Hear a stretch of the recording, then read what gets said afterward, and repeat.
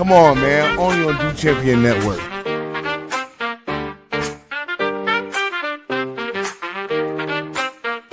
Everything you need, nothing you don't. Some may like it, few just won't. Everything you need, nothing you don't. Some may like it, few just won't. Buffalo Blueprint for analytics and new shit. Check pen in hand, mic in his hand. Welcome to the Buffalo Blueprint. Everything you need. Everything you need. Everything you need, nothing you don't. Some may like it, few just won't. Everything you need, nothing you don't. Some may like it, few just won't. Buffalo Blueprint for analytics and new shit. Jake pen in hand, mic in his hand. Welcome to the Buffalo Blueprint. Everything you need. Everything you need.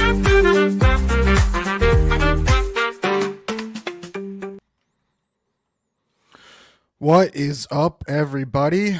How's it going tonight? Happy wild card weekend kickoff, man. I can't believe we're already here. It's the playoffs. And new night tonight. Thanks for joining me on a Friday night instead of our usual Saturday night. Got a really good show for you guys tonight. I have Ryan Edwards joining me of KOA Colorado and the Broncos Radio Network. I pre-recorded with him yesterday morning.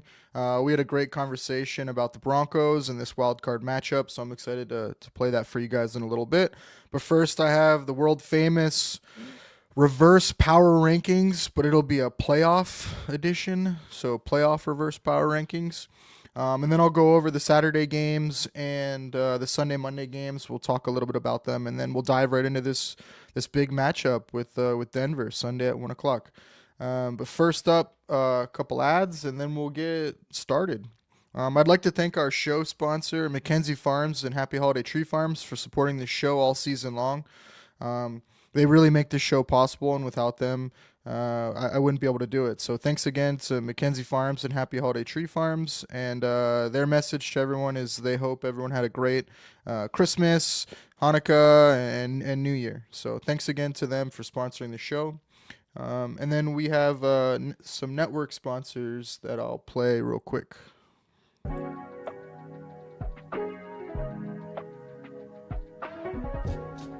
For the best Italian food in Western New York, Elliot Apollos, call 716-825-3675. The Lardon Construction Group.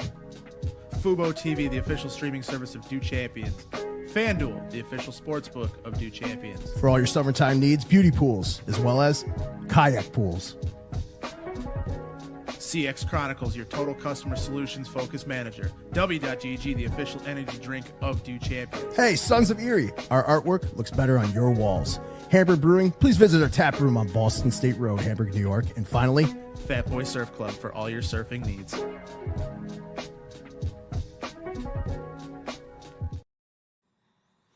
All right, thanks again to all our network sponsors. They are what makes this show possible. All right, well, let's start off with reverse playoff power rankings.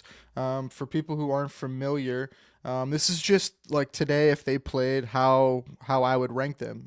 If you disagree, please feel free to comment, and I'll tell you you're wrong. So yeah, here's my rankings, and we'll go from there. So 14, I have Houston. I don't know what to make of this team, man. What team's going to show up? What Stroud's going to show up? What offensive line's going to show up? Where's Joe Mixon been? They haven't been able to run the ball.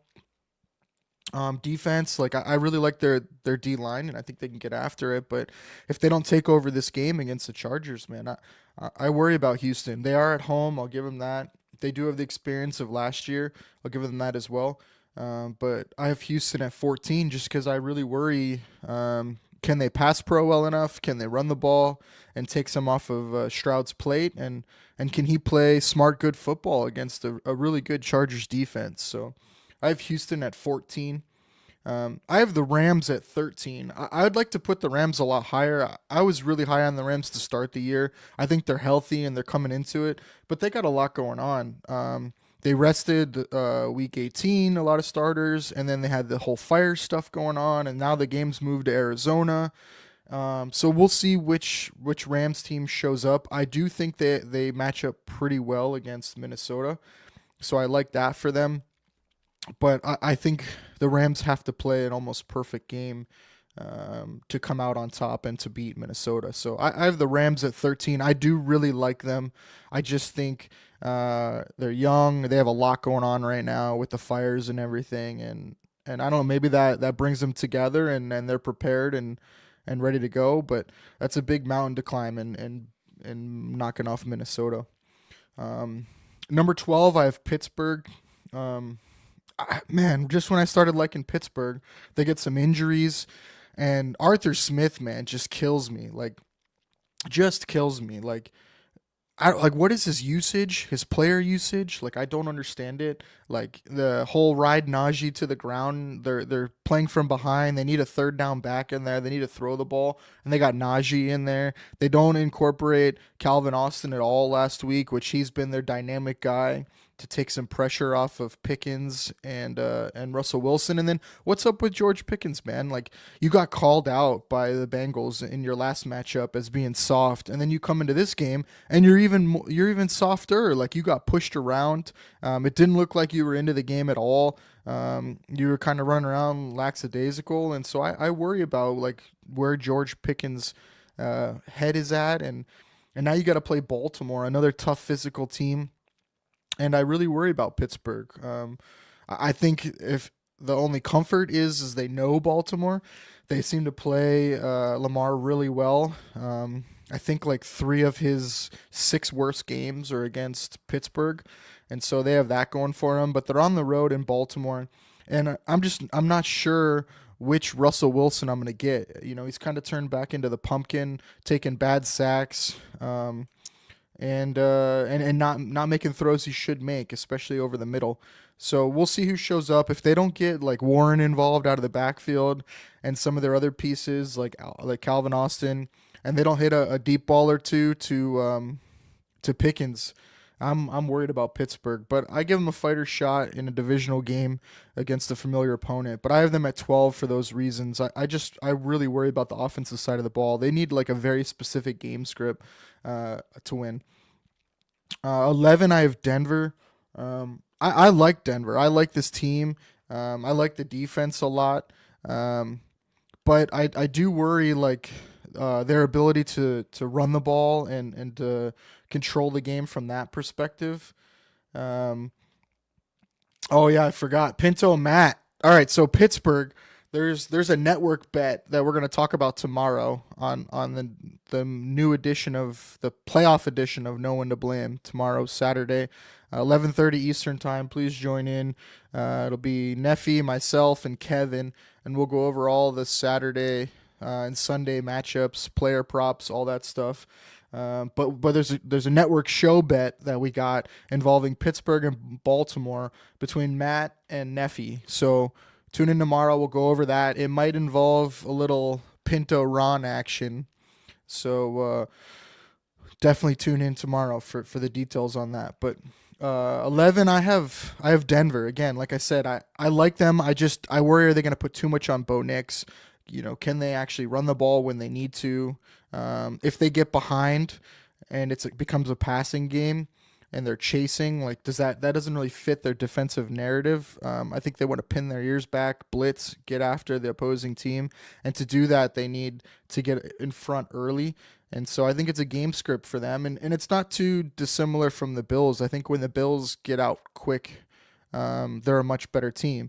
And so I think Denver's kind of got that script as well. So I have them at 11 just because they're inexperienced when it comes to the playoffs. They're young, and against some of the top teams, some of the top quarterbacks, they haven't played their best. So Baltimore, Chargers, Kansas City, like they could have knocked off Kansas City in that first one if it wasn't that field goal. But I have Denver at 11. I think they are peaking now, though.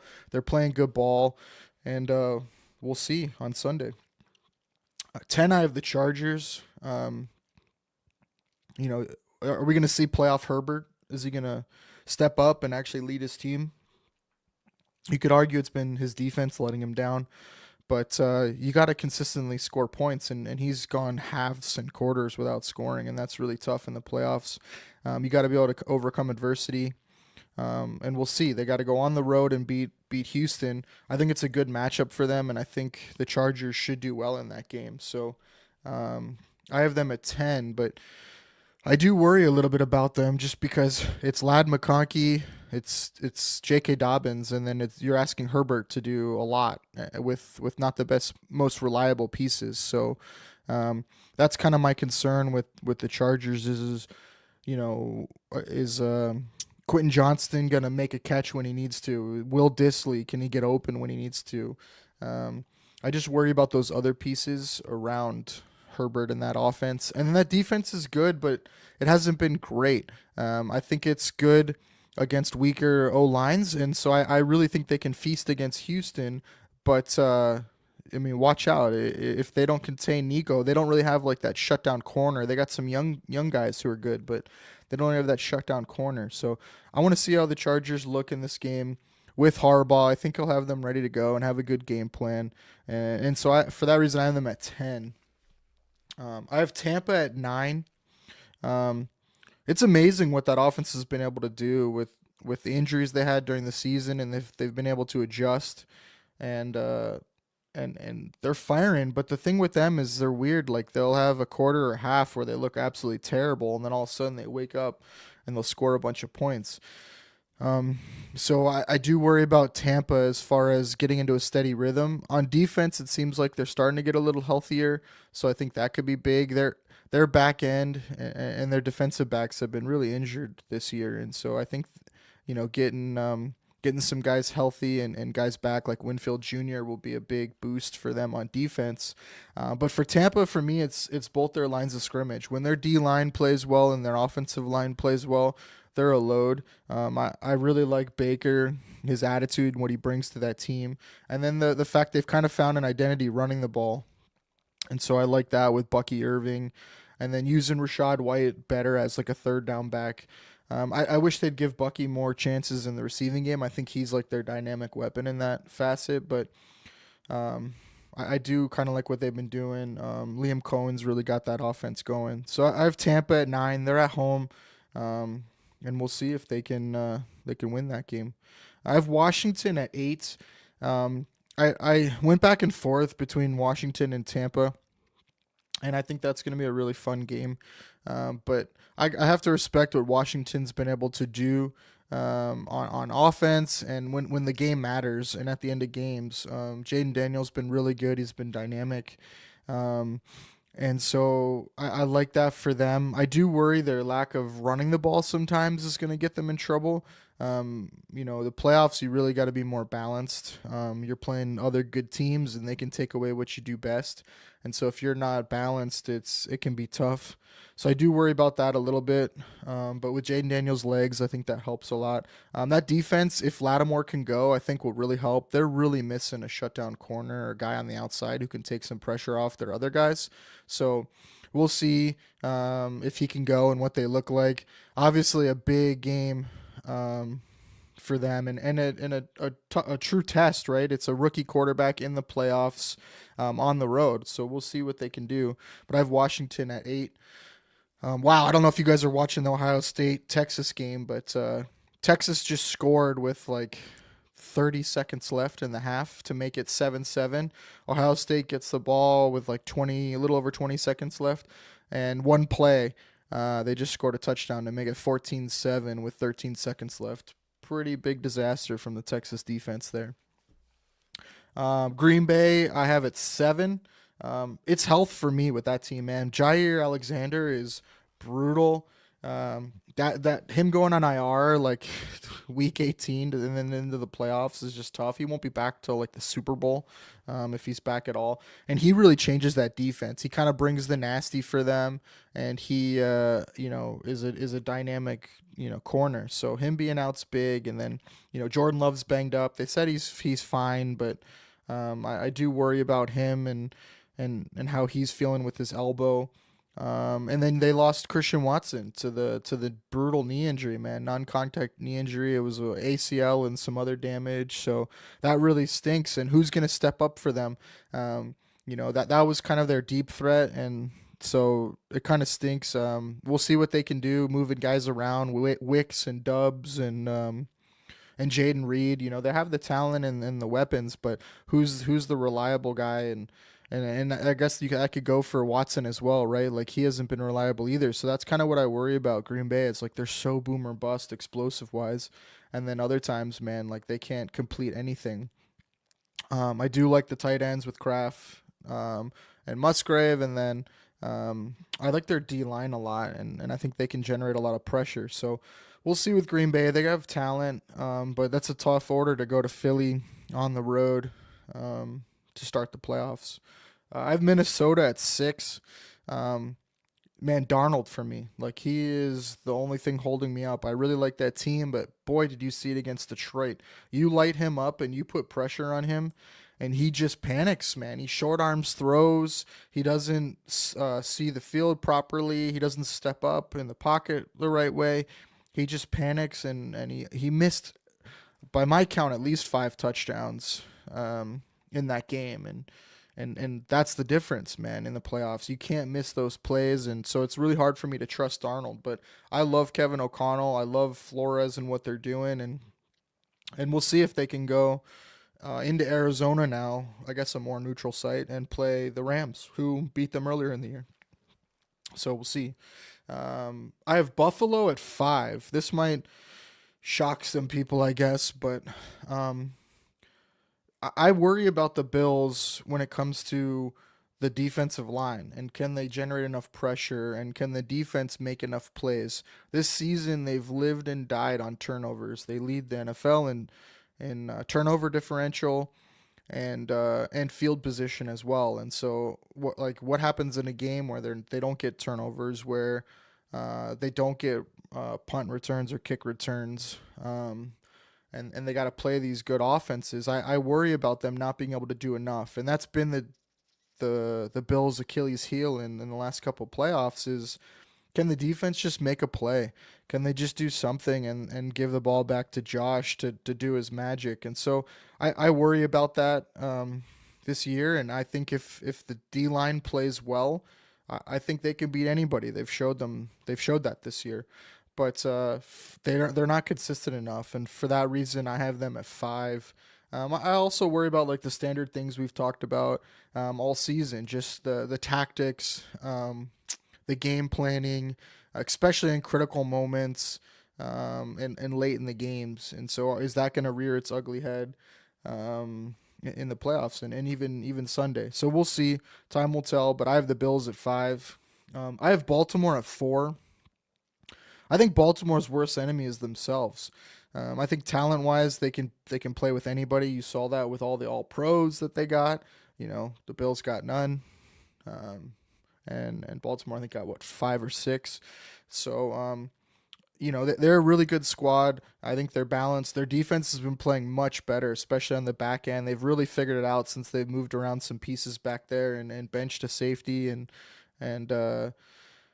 they've kind of turned it around back there. And so that was their weakness, was they were giving up a lot of passing, and they've kind of locked it down. So I think Baltimore's figuring it out, but way too many penalties. Way too many penalties. I think they're first or second in the NFL in penalties, and then turnovers. And so for me, that's my worry with Baltimore, is can they play a good game, a clean game? And if they do, I think they can beat anyone. But you saw against like Kansas City to start the year, it's in those critical moments. Can someone make a play? Can someone make a catch when they need to? Can Lamar make the right throw when he needs to? And that's kind of what I haven't seen with Baltimore in the playoffs, is guys stepping up and making plays in critical moments. And so that's why I have Baltimore at 4. I worry about that for them. I haven't seen that from them before. Make the big plays, come from behind when they need to. And then I also worry a little bit about Justin Tucker. Like, he's been a little bit better to end the year, but in the playoffs, the special teams, is really amplified and really matters as well. I have Philly at 3. I've had a crush on Philly since the preseason. I really liked their offseason. They're loaded, man, and their defense has really found itself. Um, and I really like what they're doing. I don't think they have a weakness on their team. It's just this Jalen Hurts. Is he healthy? Can he? Is he rusty now? He hasn't played in a while. Um, and they go as he goes, man. When he's in rhythm and their play action games going, and he's finding AJ Brown, that offense is just ridiculous with Barkley back there in the run game and the pass game. Their offensive line is elite, and I think they're just a load for people on both lines of scrimmage. And for me in the playoffs, that's the difference. It's in the trenches. Who can win in the trenches? And and I think Philly's got a big advantage on most teams in the trenches. And then you've seen Jalen Hurts in the playoffs. You've seen him in a Super Bowl play unreal. He went toe to toe with Mahomes and played fantastic. So I don't really worry about like them in a big game or in the playoffs. Um, and so that's another reason why I have Philly ahead of Baltimore. I have Detroit at 2. Um, Man, Aaron Glenn in that defense, like they showed me a lot against Minnesota. Dan Campbell's got that whole squad believing. They play tough, physical. Aaron Glenn's got that defense just firing. I like how they've been switching up some of the schemes and stuff they've been doing. He's not afraid to bring the house. And they're getting some guys healthy finally. So Anzalone's big. Him coming back and playing middle linebacker I think was big. I think that's where they were getting abused, especially when the Bills played them. They just abused them, their linebackers, and kept putting them in coverage. And so Anzalone coming back is big because he can do some of that in coverage, and he's much better defending the pass. So I like Detroit, man. I think they're on a roll. Obviously, being the 1 seed really helps, and having the bye, especially for them being able to get healthy. So I like Detroit, and that's why I have them at 2. And then number 1, no surprise, at least shouldn't be a surprise, is Kansas City. I mean, they're back-to-back defending Super Bowl champions for a reason. They're the number 1 seed in the AFC East. And for them, man, like they just always get healthy at the right time, man. They're healthy. They got to rest essentially back-to-back weeks because they got to rest last week, and now they'll get to rest this week. So they should be fully healthy. Andy Reid's going to have tons of time to scheme and get Hollywood Brown ready and Worthy and Hopkins and get all those guys figured out. And he always brings out something different in the playoffs, Andy Reid, man. Like last year, all of a sudden, he was running 13 personnel and 3 tight ends and fullbacks and all kinds of stuff that you hadn't seen. And I'm sure he'll do that again this year. And then Spags now will have more time to get Watson back in that secondary. And I think that was huge, man. When he went out, what was it, early in the season, that defense changed. They couldn't play the defense that Spags wanted to and lock up the outsides and go a lot of man coverage on the outsides. And him coming back is really big. So watch out for Kansas City, man. I just they're set up for another perfect run, so we'll see if someone can knock them off. But I'm not going to bet against it. So I have Kansas City at 1. All right, so getting into the games now. The games are why we're here. First game up is tomorrow, 4:30 p.m. Eastern time. It's the Los Angeles Chargers at the Houston Texans. Chargers are favored by 3 in this game. The over/under is 41.5. I like the Chargers, like everyone else seems to like the Chargers. I just worry about the Texans' offensive line. Can they run the ball? Chargers have a good run defense. I just think it's a good matchup for the Chargers and not a good one for Houston. But we'll see. That's why we play the games. Houston came out last year and played great in the playoffs, and Stroud looked great. So we'll see if they can do that again. But I'm just not buying in on it. I like the Chargers side here. Player props wise, I like the Chargers sides too. I like Dobbins in this game. I think they're going to give him the ball a good amount, probably 14 plus, 15 plus carries. I like him going over like 60 yards, maybe breaking one. Houston's got a pretty good run defense, but the Chargers are a different beast, man. They're a different animal with Greg Roman, and Dobbins just needs a crease. And then Herbert, I like Herbert running the ball in this game. I could see him unleashing his legs some in this game and running as well. And then I want to see how Houston matches up against Lad McConkey. Houston's got a good secondary, but they've been a little leaky, and they like to move Lad around a lot. He's a good route runner, and they sneak him around that formation. So I want to see how they sneak him around, and then who they match up against Quentin Johnson as well. I'm really interested in that. I think it's going to come down to Houston's defense. Can they carry that team? I'm not sure Houston's offense is going to be the one to do it. Can they just at least not put their defense in bad positions? Can Stroud not turn the ball over? I think that's going to go a long way in this game.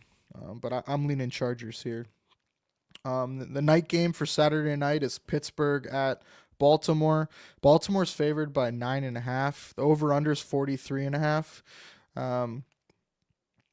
I want to say Pittsburgh's got a good shot in this one. Tomlin, divisional matchup. But the way Pittsburgh's looks to close out this season, I know it was against tough teams, but man, they just did not look good. And so can they put it together and play a great game against Baltimore? Yeah, they've shown that in the past. They've had some good games against Lamar in the past, but I just think it's going to be too much to ask them to have to play essentially a perfect game. The way the Steelers, I think, are able to win that game is if they get Russ's legs involved. I think he's got to run. They got to get Warren involved, and especially out of the backfield. And they got to hit Pickens deep a couple times. I think he's got to be monster in this game and win a couple of the deep balls that he's done in the past. And then they got to force a couple turnovers against Baltimore. Baltimore's got to play one of their ugly games with flags and just a bad game. And I think Pittsburgh can go in there and steal one, but I think Baltimore's just too much. So I'd lead in Baltimore, but 9.5 is a lot of points, especially for a familiar opponent, divisional opponent. So I'm a little wary of that, but I think Baltimore should win that game. And I'm not sure it's as close as we might want it to be. The Sunday games, obviously we have our game I'm going to get to in a little bit. At 1 o'clock, the afternoon game is the Packers at the Philadelphia Eagles. The Eagles are favored by 4.5. And the over-under on that one's 45.5. I'm heavy leaning Eagles. I think the Eagles are the better team, the healthier team right now. And I look for them to have a big game. A.J. Brown, Saquon, their stars, I think will have a big game. And I like their secondary a lot. I like their secondary to kind of shut down the Packers, and I think their D-line can kind of get after Jordan Love a little and cause some turnovers. I think they can limit Josh Jacobs because that's the Packers' way to win that game is if Jacobs is able just to get it going on the ground, and then they play action off of him, and LaFleur pulls some shit out of his butt. I think that's the only way the Packers can be in that game is win kind of a shootout. I'm not sure it can be a grinded out, and then the Packers steal it late. I'm not sure you can hold this Eagles team down for too long when they're healthy. So I'm leaning the Eagles there. Commanders at the Bucks. That one is at 8 p.m. The over/under is 50.5. Tampa Bay is -3 in that game. I've gone back and forth in this game a bunch. I see ways where Washington wins. I see ways where Tampa Bay wins. I like Tampa Bay at home. I like that offense. I think they can score on Washington. And then I worry about Washington. They're young. Cliff Kingsbury, rookie quarterback, hostile territory in the playoffs. I just think a lot more has to go right for the Commies to win that game. So I'll lean Tampa Bay in that one. And then the night game on Monday night, it got moved to Arizona, if not everyone knows that. They moved it to Arizona because of the fires. And so that's Minnesota at the LA Rams, but it's a neutral site because it's in Arizona. The Rams are now favored by 2.5, I think. The Vikings are favored by 2.5 now. It flipped because of the game being moved. That one's at 8 p.m. Monday night. The over/under is 47.5. That one's got a lot of weird storylines. I don't know if you guys saw that either, but the the Cardinals season ticket holders were given first right for the tickets, and they bought like 50,000 tickets or something to that game. And then after they got the first action, then they released it to everybody else. I think that is just insane to me. I don't understand why it didn't go to LA first. Um, but it went to Arizona first. Maybe it was to try to prevent a lot of Vikings from taking over that game, but I didn't understand that. And then the resale market, I guess, is insane. The tickets were like started out at like $80 or whatever, and then within a couple hours they were like over $500 for the same tickets. So that's also pretty gross that people are trying to crazy price gouge over a game moved because of the wildfires and everything going on in LA. But to the football side of it, it's a great matchup to me. Their first game was great. It just comes down to, Stafford. Is he locked in? How's he doing against the blitz? Can the Rams offensive line buy him a little time? What does McVay have cooked up to combat the blitz as well and then get the ball out quick? I think that's the story of the game for me. And then, can the Rams defense do enough? Can they rattle Darnold? Can that D line get after it enough to slow down that Minnesota offense? Because I think Minnesota will be able to score some. But that's a great game for me. What a great way to end Wild Card Weekend with that matchup. I really think that game could go either way. I'd probably lean Vikings. Sean McVay, when he's rested week 18 and then played the following week, his record's not great in the playoffs. I like Kevin O'Connell. I think he'll have the right stuff dialed up. Flores, I think he'll be prepared. But hey, you never know with McVay, man. He'll pull something out. We saw it against the Bills, man. They played almost a perfect game and beat us. So I'll never count the Rams out. I liked them to begin the year. I had them ranked a lot higher than most people. I had them making the playoffs, and then they got decimated by injuries. It was really good to see them bounce back from that, and now they're pretty healthy. So that's going to be a great game to close out the weekend. All right, now to our matchup. Denver Broncos at the Buffalo Bills, 1 p.m. Eastern time. The game's on CBS. The announcers will be Jim Nantz on the play-by-play, Tony Romo as the color commentator, and Tracy Wolfson on the sidelines. Shout out Jim Nantz. It's his 500th game being called, which is pretty cool. I don't know if you saw some of the stuff on social media, but the Bills front office and Josh Allen, Brandon Beane, they gave him a commemorative ball and met him, I think it was yesterday, and congrats and stuff like that. That's a major accomplishment, and I feel like people either love that crew or hate that crew, but Nance does a great job. I think Tony Romo was fantastic when he first started. They kind of watered him down, and then he does play favorites a little bit. He loves his Mahomes and he loves his Josh Allen, and so he can be a little tough to listen to sometimes. But overall, I think they're a good crew. The Bills are favored. What was it? Last I looked, it changed. Last I looked, it's back to 8.5. The over/under is 47.5. I was surprised to see the line that high.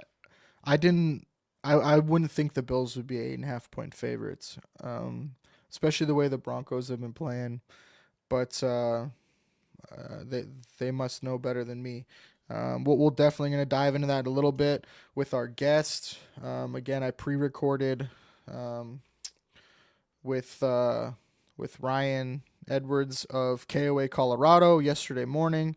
And we're going to break down. We focused mainly on the Broncos side of the house. So when I play that for you guys, it's going to be mostly Broncos side. I'll sprinkle in a little bit of Bills stuff, but it's mostly Broncos stuff. So I'm gonna go over some of the Bills stuff, and then I'll play the interview I did with Ryan that goes over mostly the Broncos stuff, and his score prediction and stuff like that. And then I'll close it out with a couple things to talk about, some player props, and then my prediction and blueprint to victory as well. So we'll start off with some of the Bills stuff in this game. The Bills are pretty healthy. Only questionable person is Codrington, the kick returner, punt returner for the Bills. It sounds like he's doing a lot better. It seems like optimism he'll play, but you never know with the Bills. They might go to be, cautious with it. It's not really an injury you want to risk injuring again and keeping him out longer. So he's really the only questionable one for the game. So it's nice to see everyone healthy. Broncos side, same thing. We go into it a little bit with Ryan, but it looks like starters wise, they're very healthy too. So it looks like we're gonna get two healthy squads. For us, we put out at Do Champions, we put out the ref report where we show you who the ref is and we break down their tendencies and what they have going on. I haven't been highlighting it throughout the season just because I try not to play up the refs during the regular season, but we've seen in the playoffs, especially when it becomes more critical possessions and things like that, it matters more. So I wanted to highlight it this week. But if you check out Do Champions social media, we put out the ref report for the matchup every single week. So this week we have Bill Vinovich and his crew. Here's a blow up of some of their stuff. So red just means that their crew throws penalties less than the average. Green means they throw more than the average. So this crew eats the whistle compared to the NFL average crew, which is good. And the only thing where they call more penalties is it looks like on intentional grounding percentage. So don't expect a ton of flags. Hopefully, we all can agree less is more. They average about 12.5 flags a game. So hopefully that number is low. I think everyone prefers a game with less flags than more flags. But this is the overview for their crew. All right, in the trenches for this game, I'll go over the Broncos stuff with Ryan, so I'm just going to focus on the Bills stuff for this section. But on the Bills' offensive line side of the house, I go over these stats every week. So this is through the season ending week 18. The Bills are 4th in pass block win rate and 17th in run block win rate. They've given up the least sacks in the NFL at 14 total sacks. Deion Dawkins is 8th in offensive tackle pass block win rate. Spencer Brown is back in the top 20. He's at 15th in pass block win rate. And then Connor McGovern jumps all the way up to 14th in interior offensive line pass block win rate. So no surprise to see Deion in there. And Spencer has been in and out of the top 20 throughout the season. So it's good to see him back in there. And then Connor McGovern, I think this is his second time in the top 20 for pass block win rate. And again, these are for the full season. So it's good to see those guys finish out. On the Bills defense, the Bills are 18th in sacks with 39 sacks. They're 6th in pass rush win rate, 5th in run stop win rate. Greg Rousseau is 18th in defensive end pass rush win rate. Daquan Jones is 13th in defensive tackle pass rush win rate. Ed Oliver is 9th in defensive tackle run stop win rate and 11th in defensive tackle pass rush win rate. So a lot of the stuff we've talked about, the Bills D-line's getting better and kind of turning it on as the season goes.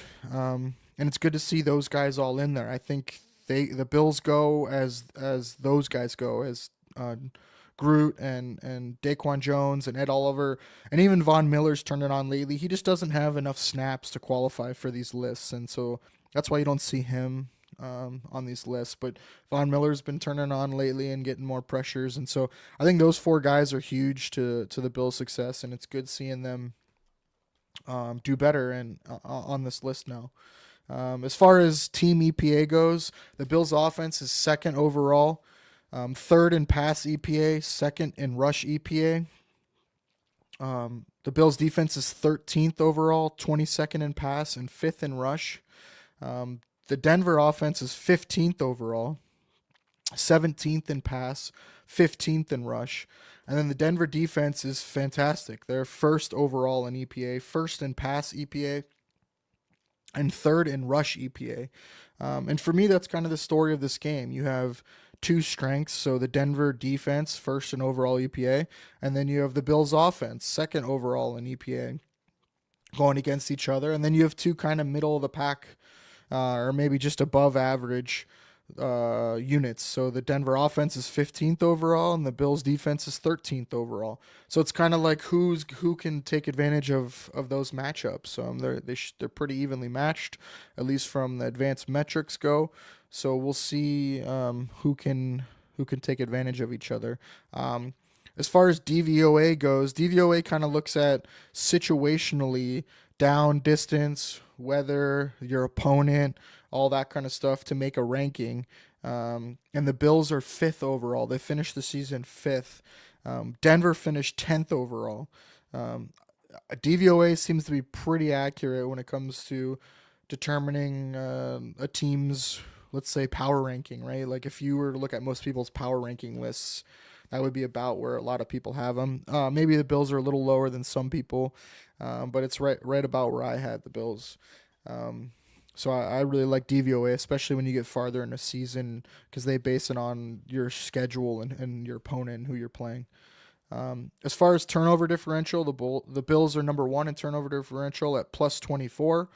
They have 32 takeaways and 8 giveaways. 8 giveaways is the least in the NFL. I think they're the only team under 10.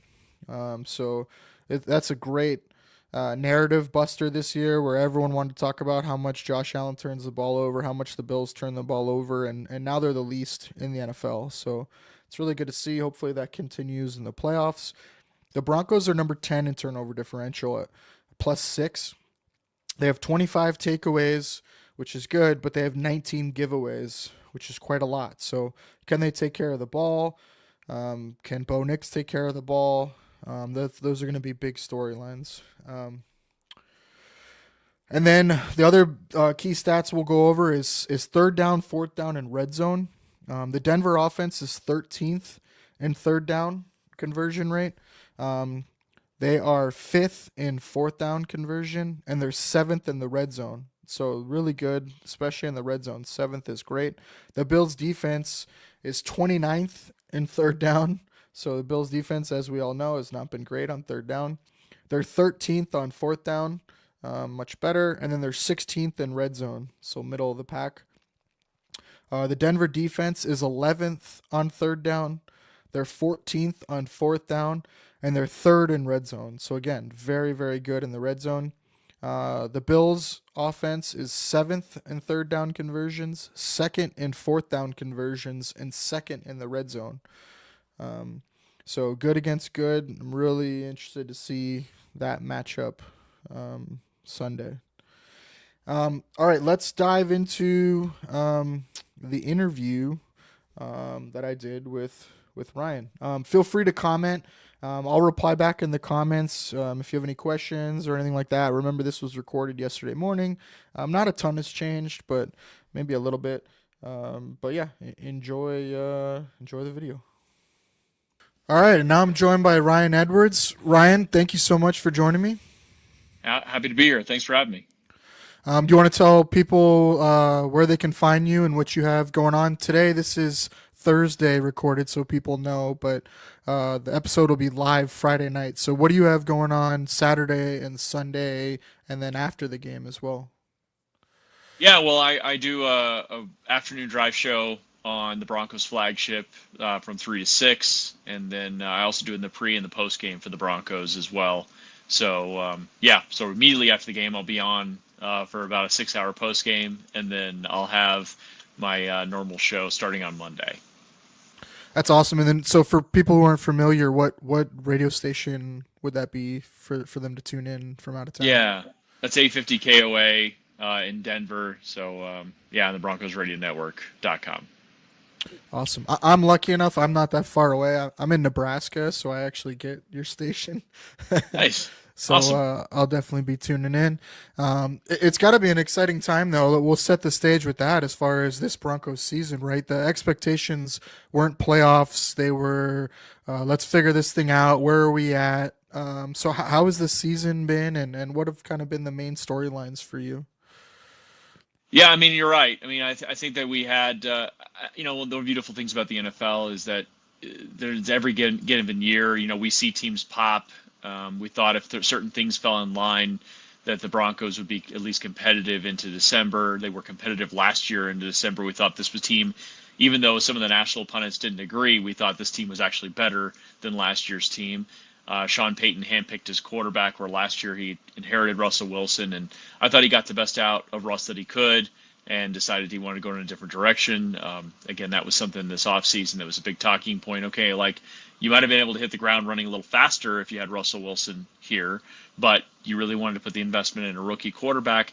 And like you said, for the most part, when you have a rookie quarterback, it can kind of go one of a couple different ways, right? I mean, it's a learning year. It's a learning year for him. It's a learning year for the offense, for the entire team. You understand that those reps are very valuable, but most of the time the expectations really start going into year 2 and beyond.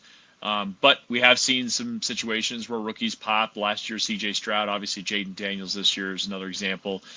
So if rookie pops with a good defense, which we thought the Broncos would have a pretty decent defense, then you can kind of tie that all together. I think if there's one surprise really for the season is the fact that the Broncos had a chance to clinch a playoff spot with most of December in front of them. They had 3 games to go before the end of the season, and any one of those games, if they win them, they're in the postseason. That for me, if there's really a surprise of the season, it's that. Otherwise, I think a lot of the stuff that we saw during training camp and kind of leading into the season were mostly expected. Yeah, I think that's the big thing when you're bringing in a rookie quarterback too. Is it's the volatility, right? It's the negative plays. Is that what's going to kill me? The turnovers, the sacks, and from what I've seen, it seems like Bo Nix has only gotten better in those 2 areas. He seems to be taking care of the football more, and then he doesn't take a lot of sacks. He's really good at moving around and scrambling and extending plays, and then running the ball too. So I think if when you minimize those 2 things, as a rookie, it really helps the floor of your offense. Oh, certainly. And that was something Sean Payton brought up in the offseason, talked about how sacks are a quarterback stat. And I mean, obviously we can see with Josh Allen, that's a perfect example. I mean, Yeah. the guy just doesn't get sacked. But that's the thing with Russell Wilson is he got sacked a lot, and Yeah. he would run into sacks. And we see that even in Pittsburgh. And Sean Payton just was like, we gotta be better about that. And Bo Nix, one of the things, whatever you thought about him in the pre-draft process, he didn't take a lot of sacks. And so all the other stuff, Sean Payton felt like he could work with, and so far that's proven true. Yeah. The Russell Wilson, those brutal sacks where you run backwards is just a killer, and that's something I've noticed with Bo Nix too. Is he has a propensity to step up, and especially on the left side, when he can step up on the left side towards Garrett Bowles, it seems like that bad things happen for the opposing defense. He's able to run and create some really nice plays.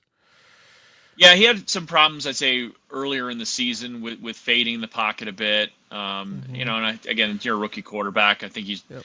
kind of accept some of that. But yes, you're right. As the season wore on, he did a much better job stepping into the pocket. I still think that there's some times he abandons the pocket a little earlier than he needs to. But once again, you're talking in first year conversations. We get into year 2, year 3. I feel like if we're still having those conversations, then that's a story. I don't worry too much about it right now. Yeah, you could definitely nitpick his play plenty, but overall, I think it's been really good. I mean, you even look at like the fact his first read throw percentage is pretty low, or at least average, middle of the pack. And you would think, a lot of rookies, that's what they do. They go to their first read and then they run. Well, he doesn't. He actually will go even to the backside in his progressions and sees the field really well and seems to know the playbook. So from that aspect too, I think that's something that has been nice to see from him and Bo Nix, and and Sean Payton. I think that's what you get from a guy in Bo Nix who's played a lot of games, right? He's really experienced in college at least, so you can kind of see that in his play. Yeah, and I think that has brought a comfortability for him and a confidence for him when he came into the pro game. I mean, it's still drinking through a fire hose when you get to the NFL, and there isn't anybody that'll tell you different. Even the best quarterbacks all say the same thing. But there's a certain amount of the 61 games in college, I think, taught him some leadership traits, and I think also, going from Auburn to Oregon, having some failure there at Auburn, and then going to Oregon and seeing the success. I think that the balance of those two things are really valuable, right? I mean, because most of the time we get guys out of college, they've only known success, especially guys drafted at the top of the draft. They've only seen the best everything, right? And they oftentimes don't know what it's like to fail at the NFL level, and that's usually a stark wake up for him. He's seen failure, and he's also seen success, and I think the combination of those things with all that experience has really helped him. Yeah, I think that's a great point. All right, so let's get into the injury report. I think both teams are coming in pretty healthy. Here's the Broncos Wednesday injury report. I haven't seen the Thursday one drop yet, but it doesn't look like anything major. I don't know if you want to go into anything. Is there anything to be concerned about on the injury front for the Broncos? Not really. I mean, because Ben Powers is going to play, right? He's their left guard. He's going to play, and he's had some of these vet stuff that he's been doing on the tail end of this season. Tyler Bidet is still coming off of IR. I don't even know if he'll be active for this game yet. Nate Atkins is one of their two kind of fullback hybrid guys. He's obviously going to be good to go. Frank Crum may not even be active for this game, as he's a rookie undrafted offensive tackle. So no, the Broncos over the last 2 years, since Sean Payton got here, new ownership, they've really focused in on revisiting and kind of redoing a lot of the ways they approached health and safety and wellness for these guys. And last year the Broncos remarkably, their starting offensive line played every single game except for like the last one when Mike McGlinchey was out. But even then, he probably could have played. They just didn't need him because the game didn't matter. But that's remarkable to say. I mean, you followed the NFL long enough to have an entire offensive line stay intact for an entire year is truly remarkable. And I think we came into this year saying, well, there's no way they'd have as good of injury luck. And then they had a couple of guys suffer some setbacks, but they all came back. That's the thing, is they haven't had any guys leave, and it's devastating injury. They've Mike McGlinchey left for 4 games. He was out just the minimum, came right back in there. Had a couple of guys that suffered some short-term IR, but for the most part, that they're going to enter this game as healthy as they've been. Yeah, that's great, and that's usually the story of the end of a season and the playoffs, right? Is it's who's healthiest, and Yep. in a war of attrition, I guess. So Yep. yeah, I think both teams are going to be pretty much fully healthy going into this game, which is pretty damn rare. So that should be good. All right, well, we'll dive into the trench warfare is what we call this segment, where we focus on the offense and defensive lines. You kind of touched on a couple of the offensive linemen, but so we'll start there with the Denver offensive line. So Denver allows the 4th least sacks at 24. They're first in pass block win rate and first in run block win rate. Ben Powers is first in interior offensive line run block win rate and 5th in interior offensive line pass block win rate. Luke Wattenberg's second in pass block win rate. Quinn Meinertz is 3rd in pass block win rate. Mike McGlinchey is 6th in pass block win rate. And Garrett Bowles is 7th in pass block win rate. That is across the NFL. That is insane. I do this every single week for every team, and the Broncos are the first team to have all 5 offensive linemen rank in the top 20, and they all rank in the top 10, which is crazy. So what have you seen from that group? What are there any weaknesses? Maybe what are the strengths, since everybody on the offensive line is on the list? Yeah, I mean, it's truly remarkable. That's one of the things that Sean Payton did, sort of the first moments he got here. Their first 2 big moves in free agency last year were Mike McGlinchey and Ben Powers. And I would say that they had a below-average year last season. And I think part of that is because of Russell Wilson. And that's not to say I'm dumping all of it on Russ because he's not here. It's just to say that they had a difficult time holding up in pass pro when he's moving around back there. They needed to streamline the entire process, and I think that they've really done that even into the second year. I think the continuity of the coaching staff has really helped them as well. Zach Streif is now here for the second year in a row, obviously keeping the same coordinators, same coaching, all of that stuff. I think that's really helped a lot of these guys. Second year in the system. And for the most part, a lot of these guys that were here, even beyond this, Garrett Bowles, for example, Quinn Miners, they've had so many different coaches throughout their time with the Broncos. So to have any kind of continuity has really helped this group. So I just feel like health obviously is being a big one. I think the consistency of the coach and the consistency of what they're being asked to do. This is a team that, despite the fact that they have a rookie starting, and despite the fact that you'd think like, hey, they're sort of just made it in as a 7th seed, they think that they're an up and coming team that is one of the more consistent teams, consistent producers, and they really do think that they have an asset, a major asset there in the offensive line.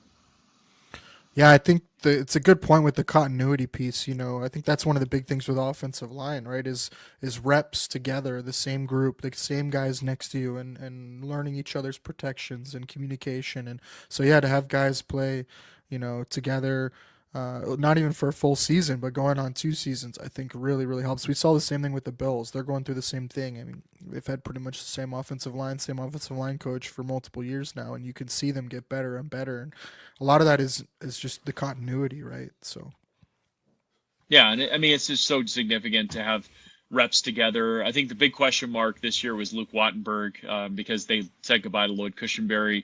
They would have loved to bring him back, but he basically set the market for centers out there in Tennessee. So they had to go a little bit more affordable there. They gave Quinn Miners an extension right before the season. Garrett Bowles got an extension in season. So this is a group not only that's been together, that'll stay together, and that the expectations are that they'll be this group going forward. And Luke Wattenberg sort of popping early enough to be the guy and to, as you put it, put up some of those numbers is truly remarkable, considering the fact that we came into the season with a full-fledged competition with 2 to 3 guys, and he was a former 6th-round pick, if I remember correctly. So, or actually 7th-round pick. So expectations were pretty low. Yeah, that's really remarkable, especially when you take the center. That's a big position, really important, and so to have a guy step in and play that well is really key. Where I would say, the run game is probably the one area that maybe is lacking on the offense, or maybe the weakness. And it seems like the metrics say the offensive line is doing a good job. Where would you chalk that up as far as the offense maybe not being as efficient as it needs to be in the run game? Is that on the running backs? Is that on offensive line? Is that on play calling? Where would you see some of those struggles? Yeah, it's been one of the biggest topics here in Denver for the entirety of the season. I mean, of course, right up there with the quarterback, but yeah, the run game. I think it's a combination of things. You're right. The offensive line, by the metrics, seems to be doing their job. So what's the problem, right? Mm-hmm. I'd say some of it is the inconsistency. We just talked about consistency and continuity of the offensive line. It's the opposite with the running backs, and part of it is, whether it's by design or by necessity, the coaching staff is just constantly rotating these guys. There is no consistency whatsoever. You'll see, even coming up on Sunday, you'll see Jaleel McLaughlin maybe start the game, and he'll get 1 snap, and he'll run the ball for 8 yards, and then they'll put in Javonte Williams, or they'll put in Audric Estime, and it'll be those guys, and maybe they get a carry, or maybe they're just in for pass pro. I mean, it's just they're constantly rotating these guys, and again, our speculation sometimes has been, well, maybe it's just because they don't trust that any one of those guys. Maybe they think that there's an interesting dynamic from a competitive advantage by putting in different running backs. But like you said, it has not been consistent enough, not even close to it. And once again, I know you know this, if you're going to want to stay in this game against the Buffalo Bills, you're going to have to be able to run the ball at some point. And honestly, that's for me one of the biggest question marks about the performance of the offense this weekend. Yeah, they're 15th in rush EPA overall, and if you ask any running back, they'll tell you, like, give me reps, give me give me a couple series. I want to get going. I want to feel out the blocking. I want to feel out what the defense is doing. And so that totally makes sense. The rotation. I know the few Broncos games I've watched, it's been pretty frustrating seeing, guys go in and out and get one carry and maybe break off a run. Like Jaleel will have like a 10-yard run or something, and then he immediately comes off the field, and it's like, man, like give him another carry or something. Right. So, yeah, that's definitely frustrating. All right, well, switching to the defensive line then. They've been unreal, right? They just set the record for most sacks in franchise history, I think. They're at 63. They lead the NFL. They're second in pass rush win rate, eighth in run stop win rate. You got a bunch of defensive tackles that are up there in run stop win rate. DJ Jones is second. Malcolm Roach is seventh. Zach Allen's third in pass rush win rate, and then Nick Benito is 15th in pass rush win rate. So what have you seen from that group? What's been surprising or maybe not surprising from what they've been able to do this year? Well, honestly, compared to where they were last year, it felt like they had nowhere to go but up because it was one of the worst run block win rates in the league. They were a terrible run defense. They knew it. I get the chance to talk to George Payton, the GM, every year at the Combine. Grateful for that opportunity. And that was the first thing he talked about was the defensive line. He said, we have to work on the defensive line. We've got to add to it. And so they knew that, but they also knew that they weren't going to be shopping for the big names, right? Mm-hmm. So they had to bring in a Malcolm Roach. They had to trade for John Franklin Myers in the draft. Like that's been two of the key additions. They didn't have a lot of subtractions, of course. You were able to keep DJ Jones even with the cap issues that you were facing with the Russell Wilson deal. Obviously, Zach Allen's gone to a whole nother level, which I think, again, the additions have really helped him. And I think the edge rushers have really gone to another level as well. Historically, there have been times with Nick Benito where he's been really susceptible to getting upfield a little too fast, losing edge contained. But he's been better with that this year. And of course, you've seen the sack numbers are really off the charts. And so I'd say that just as a group, they're functioning better. I think the addition of the talent, but it's been the key talent that they've been able to add with JFM and Malcolm Roach and been able to sort of maintain with the other guys that were previously here. I think that the combination of all of those things have really been working.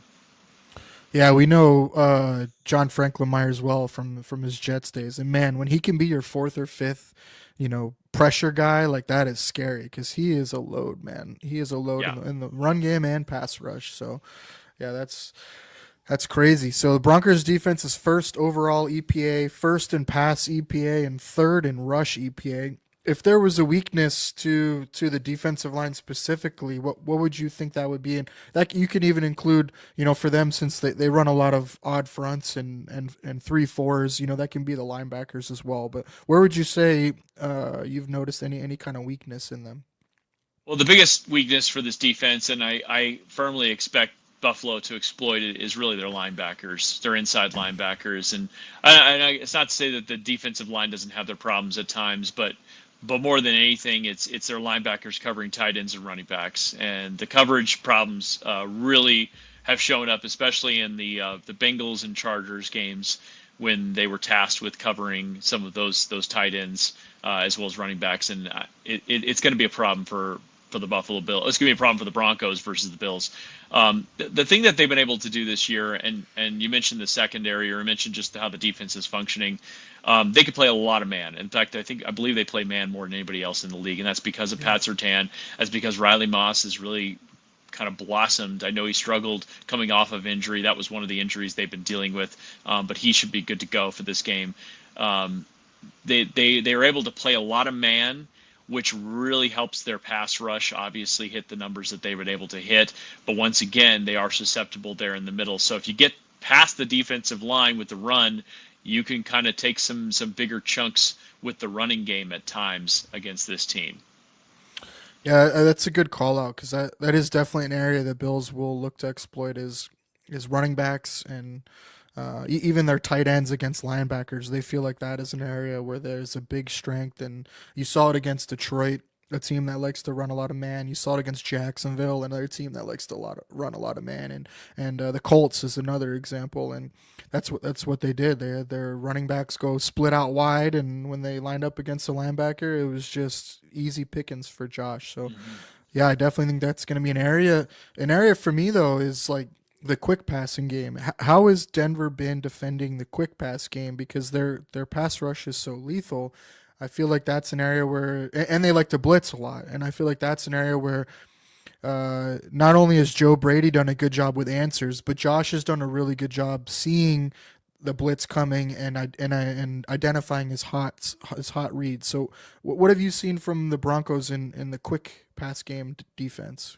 Yeah, they've struggled with it, especially this last month against Joe Burrow. A lot of people struggle against Joe Burrow. Right. Justin Herbert Us too. Yeah, yeah, yeah. Justin Herbert also was having some success with that. It's something that they're going to have to have an answer for, because you're absolutely right. Anytime you watch Josh Allen, he just seems to have an answer. You can't just blitz him. You have to try to contain him a little bit. So you don't want him to necessarily get out and scramble, but even that, say, hey, let operate from the pocket. Okay, he'll do just fine with that too. So there's going to be all sorts of interesting things that Vance Joseph is going to have in store here. But once again, knowing that some of the things that are strengths for the Broncos are also strengths for the Buffalo Bills. And you just said it, the quick game, not taking sacks. I'm going to be fascinated to watch that. But, Joe Burrow just absolutely shredded this defense a couple weeks ago with the quick passing game to the tight ends, to the receivers. They just really didn't have much for it. Now, I will say, as an example, Riley Moss was in his first game back from injury. He was obviously still not really 100%. He rebounded last week, albeit against mostly backups with the Kansas City Chiefs. But he doesn't. The one thing you'll appreciate about Riley Moss is he doesn't really get phased by much, and he stays sort of intact mentally throughout the process. And he has really, really good technique. But once again, he knows, just like we all know, he's the guy that's going to get picked on. Pat Surtain oftentimes, whether he's going to be Lachlan Shakir or he's going to be roaming, who knows what he's going to be doing, whether it's Amari Cooper. Riley Moss, he already knows he's going to get picked on. So that's going to be sort of a fascinating matchup to watch.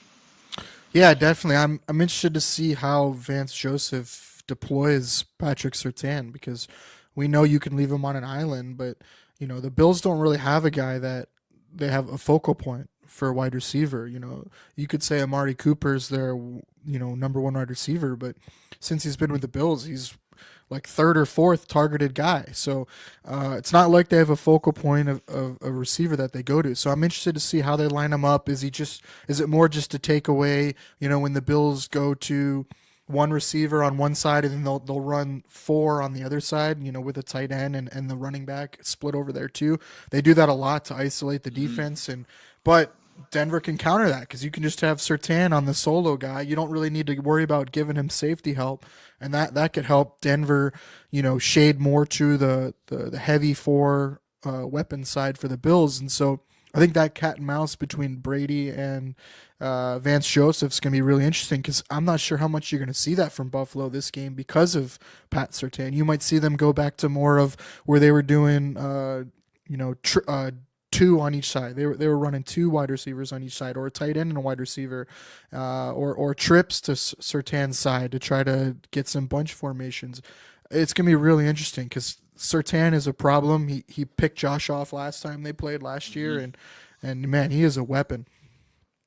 No, he really is, and you just nailed it. Yeah, they go that 4x1, and that's exactly what Vance. I mean, without knowing officially what he's doing, I would say that would be what I would do, because you'd like to not have to have safety shaded over there. You'd like to be able to put more emphasis on the quad side, but once again, he's been spectacular. It's something amazing to see a player that was lauded as could be one, a generational type cornerback. You drafted ninth overall. He wasn't even the top cornerback drafted that year, and to see him really flourish the way he has, and the Broncos have already locked him down. So right now, it's just sort of reaping the rewards of how good he is. Yeah, he's been unreal. I think he's got a case for Defensive Player of the Year for sure. So I like to ask outside perspective from the opposing teams we play, especially a team that's not super familiar with the Bills and with Josh Allen. So what would you say is like the Denver's consensus view on this Bills team and maybe, Josh Allen as well? Well, his name still comes up to this day, maybe a little less now because the Broncos feel like they have one in Bo Nix, but for the last many years. The discussion about the Broncos passing on Josh Allen at 5th overall continues to be a hot topic, even though I have maintained that the Broncos weren't culturally in a place to invest in his development the way that the Buffalo Bills did. The Broncos constantly changing coordinators and coaches and mindsets. And I don't know, those first couple of years for Josh, they weren't bad. He used his legs a lot, but obviously not the accuracy we're seeing now of what he's become. So you had to have an investment plan in him.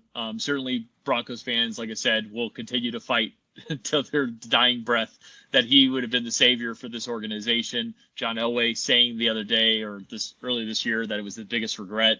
Also didn't help the cause, the conversation, because then that add more fuel to that fire. I also think John's selling himself a bit short because they still had a first rounder here in Paxton Lynch. It was the final year that he was here. Maybe you could have moved on. And I think more teams now these days would move on from that quarterback. But back then you didn't quite move on as fast from first round quarterbacks as they do now. But that all being said, I think out here we all recognize just how good Buffalo is and how difficult that place is going to be to play. It's just one of those deals like that. We get a lot of primetime games. You guys see the primetime games. Buffalo's on a lot of them for a reason. And if I had an MVP vote, it would be easily Josh Allen. Lamar's been tremendous, but Josh has gone to another level. The fact that he moved on from Stephon Diggs and the offense got better really almost further bolsters that. But it's going to be tough. This game, I think most of us here out here in Denver kind of expect Buffalo to win. I think there's some cautious optimism about some of the matchups maybe, but for the most part, there's an understanding that Buffalo has been there. They've seen this. They're on a run of winning these wild card matchups. I think they have 5 straight or something like that. Yep. So this is pretty standard for Buffalo. This is all new territory for Broncos. Yeah, I think that's a good point. One other talking point I wanted to get to was something that I think is going to be key to this game is turnovers. Both these teams have been very good in that department. The Bills are number 1 in turnover differential. The Broncos are 10th though. The Bills are plus 24. Broncos are plus 6. Bills have 32 takeaways. Broncos have 25. I think the big difference is just the giveaways. The Bills only have 8 giveaways this year. They're number 1 in the NFL, fewest turnovers in the NFL, which is crazy from the narrative the last few years. Is they've been one of the most turnover offenses in football, and now they're the least. So Broncos are at 19, but I would say as of late they've been better protecting the football. So I think that's a huge one in this game. I think possessions are going to be at a premium. And so, yeah, you got 2 teams who are top 10 in turnover differential going at it. Yeah, that is significant. We talked a lot about it earlier this week. Plus 24 is just silly. It's crazy, man. That's a silly number. Yeah. Is it like plus 18 is the next best one or whatever? Yep. But I mean, that is unbelievable. The Broncos I'd say the defense has done their job for the most part. They went on a string last year. They had a 5-game streak where they turned the ball over 17 times. They got 17 takeaways, and that helped, sort of help the Broncos offense get on track and win some games. But this year it's been a little bit more balanced. Bo Nix started out the season struggling. He threw 4 interceptions to start the season in the first 2 games. He had a stretch where he threw 5 interceptions over a couple of games. Beginning of December, but for the most part, he's done a pretty good job. Ending the season with 12 interceptions, no fumbles. I'd say you'd feel pretty good about that for a rookie season. It didn't need to be a top 10 number that he put it up. He just needed to not have the backbreaker interceptions, and he hasn't had a lot of those. Where Russell Wilson unfortunately did. But the thing about it is you're absolutely right, and especially in the playoffs. Possessions are a premium, and for the Broncos, who are very obviously an underdog coming into this situation, they're going to have to be very careful with the ball, but they can't be scared, right? I mean, you're going to have to take some shots at some point. I know that they've been by design a team that wants to get the ball out fast. They don't want to take sacks. They don't want to hurt themselves or put themselves behind the sticks. I think that's still a good formula for them, but you're going to have to lull the Bills a little bit and then hope to take some shots, and you're going to need to connect on those too. Yeah, I agree. I think I think they could definitely be had on some deep shots in this game. We'll see, weather dependent. That stadium gets a little crazy if Broncos fans don't remember from last year, but the Oh wind yeah. can be a big factor for sure. Russ had a couple of those moon balls that turned the tide in that game, and that can really be the difference. I think this is going to be a field possession game. Both teams lead the NFL in field possession, like starting field possession. So they're both really good on punt returns and turnovers. So I think they both start on the like over the 30-yard line. I think the Bills are like 33 and the Broncos are like 32 or something. So I think field position is going to be a big one. And, Marvin Mims is a big piece of that, punt return and kick return. And the Bills might not have their punt returner. And so that could be another big talking point in this game as far as taking care of the football and field position. I completely agree, and I think the one thing that I'll say that for the Broncos is that they've been really well coached, not only in special teams but just overall. I mean that the understanding the detail of things like that, and understanding the value of field position, and I would say pretty significantly over the last few years, the coaches before Sean Payton didn't seem to understand or value that nearly as much. The special teams was a bit of a forgotten piece to this puzzle, but they put a big emphasis on it coming in when Sean Payton joined the Broncos last year, and it's only gotten better. Marvin Mims, like you mentioned, he's a Pro Bowler last 2 years, NFLPA All Pro this year. I think he's going to be a big factor one way or the other, whether it's both the offense and special teams, but he's going to be a big factor in this game. Yeah, I totally agree. His speed is just is scary, and I think I did want to ask about that because it seemed like before they were using him more like down the field and trying to get him the ball down the field, and now it seems like they don't do that, and the last couple of games it's been behind the line of scrimmage and get in the quick game. And so is there a reason why they switched to doing that? Is it just more high percentage? Is it more just trying to let him do his thing after he gets his hands on the ball? Because he did hit a couple of the deep shots, but they've kind of gone away from those in the last couple of games.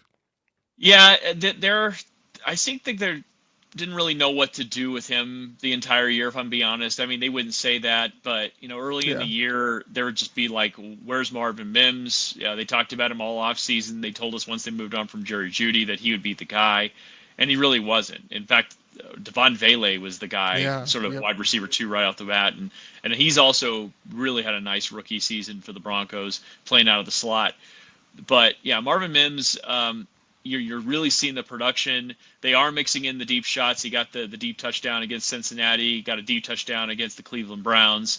But then you're right. This last week against the Kansas City Chiefs, you got the quick out for the 32-yard touchdown, and then you got the other one that was in the flat. So they've just been finding ways to move him around and finding mismatches with his speed. And I think that's really the best I can say is that they finally figured out, hey, if we move this guy around, teams have a difficult time matching that speed.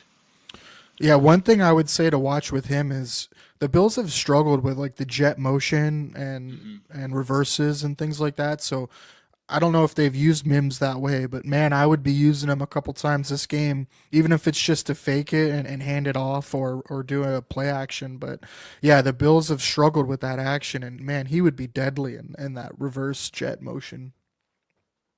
Yeah, a combination of him and Troy Franklin, the other, the rookie wide receiver. They've been using those guys a little bit more. A little less of that recently, but once again, you got the postseason now.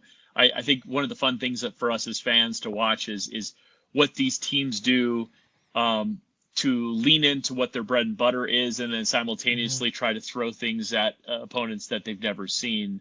That's going to be sort of fascinating as far as the chess match goes. Yeah, I totally agree. All right, well, we'll get into. I don't know if you do any sports betting, player props, anything like that. We try to cover it a little bit here. So, did you have any things to look out for? Any player props you were interested in? I don't have any of the numbers in front of me right now, but once again, I think that if you are looking at the numbers, I think Jaleel McLaughlin's been the most consistent running back for the team. So I'd probably look at his overs as far as touches at least. Once again, I say that, and then it'll be a Javonte Williams game. Right. The Broncos. He's at like that. McLaughlin's at 33 yards. Estime's at 22, and Javonte Williams is at 11. Oh So well, I love the over on Javante. okay, 11 rushing He'll get, yards. yeah, he'll get more work than that. Okay, It's just such a weird, it's a weird deal, right. because Well, Jalil's only had 7.5 attempts. That oh, seems see, I low, right? seems Isn't he very normally low. at 10 plus? Yeah, that seems very low. Yeah. But once again, sort of shows you that the betting public as well feels like it's tough to really know Yeah. what each week's going to be, Game because script remember, too, right? Are they worried yeah, like maybe the Broncos will get down early or something like could that? be, So yeah. And then, we had a game early this year against the Chiefs at Arrowhead, and all of a sudden Audric Estime touches it 13 times, yeah, and that he was the yeah, lead back, and yeah. we That's had true. no idea that was going to happen. Yeah. So again, it's tough to know. But right now, I'd say knowing that they have to lean on the run, knowing that they're going to have to lean on these running backs, I'd feel pretty good about putting some over bets on a few of those. Do you have a lean in which one of them is most likely to score? Tough to know, man. Right, right, right. You go goal line. I'd lean Audric. Okay. But if He's it's got the outside, highest odds at plus 420 yeah, to score a yeah. touchdown. That If seems it's goal crazy. line, it'd probably be Audric. If Okay. it's outside the 5, it might be Jaleel catching a pass out of the backfield. Okay. So tough to know. The Bills give up the most running back receiving yards and receptions, so just so people are aware too. So that's always a good bet. I guess the other thing for this game would be I guess a key to victory. So for the Broncos, what would be a key to victory? Because I know the Bills in their 3 losses. I don't know if the Broncos have any trends like this, but in the Bills' losses, we won't count New England because that wasn't a real game. Yeah. That was a preseason game. But in the 3 losses during the regular season for the Bills, their theme is getting down early and getting down early by multiple scores. So in all 3 of their losses, they were down by at least 10 points in the first quarter. And that was something where a team can jump on them early and then they have to get out of their script. They have to start going more pass first. Their defense has to try to get more run stopping, and that is not their strength, is defending the run. So is there anything like that for the Broncos that has been a theme in their losses? Theme of their losses. I think that the 3 and outs is probably the thing that I'll point to right away. That the not being able to sustain drives, especially in key moments. We saw it against the Bengals a couple of weeks ago, where they were in that game. They absolutely had chances to win that game, and just the worst timing 3 and outs. Same thing with against the Chargers. And they're one of the worst in the league at it. And they just pick really devastating times to all of a sudden not be a functional offense. Earlier in the year, it was really bad. They would string together multiple 3 and outs. And right now, against Buffalo Bills or against really almost anybody, you're going to lose a lot of games if you go 3 and out 2 or 3 times in a row. But that's the thing, is they've been typically better overall at sustaining drives. But if there's one thing that I'll point to that has been a pretty obvious way that they've hurt themselves is just not been able to stay in front of the sticks. They'll even get a small penalty, like say a false start, and it's like, okay, well, now you're behind the sticks with a rookie quarterback and you don't run the ball. What are you going to do now? And that becomes one of the problems. So for them, staying in front of the sticks is going to be just such a big point of emphasis this week.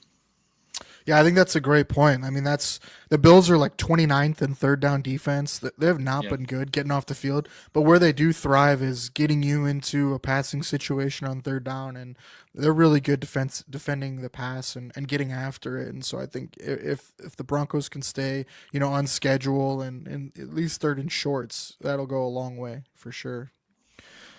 All right, so a blueprint to a Broncos victory. What would be like, 2 things or something, 3 things that they would have to do to ensure a win? Well, I think on the offense, as we mentioned, you'd have to sustain some drives. You want to keep Josh Allen on the sideline as long as you possibly can. You got to keep time of possession in your favor if you can. The Bills are explosive, but you like you said, they want to be able to be balanced, if nothing else, give the option of balance. So I'd say for the offense, the sustained drive, stay in front of the sticks. I say play free. I mean, you're playing with a little bit of house money here for the Broncos. I think they can come into this. They felt like they've been disrespected all year. Here they are now in the postseason. Okay, show that you're not a complete fluke, but also understand that you are playing against one of the heavyweights in the NFL. Meanwhile, on the defense, once again, it's all about Josh, and it's not to disrespect anybody else, but it's like he's clearly the straw. You can't let him, leave the pocket and scramble for big chunks of yards. They got killed versus Joe Burrow and Justin Herbert recently. They had like a 3rd and 15 against Joe Burrow, and he scrambled for 16 yards. They had a 3rd and 10 at the end of regulation that they needed to get a stop on Justin Herbert. He scrambled for 15 yards. So they've had some absolute backbreakers from quarterbacks scrambling against him recently. So that for me is like key number one, is just don't let Josh beat you with his legs, at least not on the bigger gains. And then, I think that, once again, you're going to have to plaster longer than usual with a quarterback that works the way he does. Their improvisation game is next level. And, we could talk about Mahomes and we could talk about Lamar Jackson. But I think the Buffalo Bills do it just as good as anybody out there. And Josh's ability to throw off platform while falling out of bounds on his side is some of the silliest things you'll ever see. But it's really fun as an NFL fan to watch, just not against your team. Yeah, definitely. I know that all too well from facing Mahomes too many times. It's fun when Josh does it. It's not fun when someone else does it. Right. So I guess one other talking point, or I guess the last one I forgot to get to was, what would you say about the people that have said the Broncos, they've beat all the teams they should beat this year, and they have kind of struggled against the teams that are playoff caliber or the better teams.